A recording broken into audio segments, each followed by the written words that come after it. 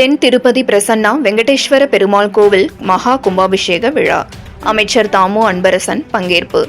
செங்கல்பட்டு மாவட்டம் படாளம் அருகே உள்ள தென் திருப்பதி என அழைக்கப்படும் திருமலை வையாவூர் அலமேலு மங்கா நாயக சமேத பிரசன்னா வெங்கடேஸ்வர பெருமாள் கோவில் மகா கும்பாபிஷேக விழா இன்று விமர்சையாக நடைபெற்றது. இந்த கும்பாபிஷேக விழாவையொட்டி இந்த கும்பாபிஷேக விழாவானது சனிக்கிழமை விசேஷ ஆராதனம், புண்ணியா அவாசனம், யாகசாலை, வாஸ்து யாகம் ஆகிய நிகழ்ச்சிகளுடன் கும்பாபிஷேக விழா துவங்கியது.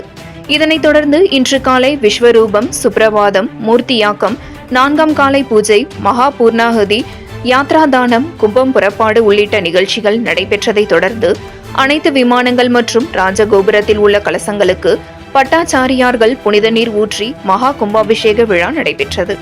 இந்த கும்பாபிஷேக விழாவில் சிறு குறு மற்றும் நடுத்தர தொழில்துறை அமைச்சர் தாமோ அன்பரசன், செங்கல்பட்டு மாவட்ட ஆட்சித்தலைவர் அருண்ராஜ் மற்றும் சுற்றுவட்டார பகுதிகளிலிருந்து ஏராளமான பக்தர்கள் கலந்து கொண்டு சாமி தரிசனம் செய்தனர்.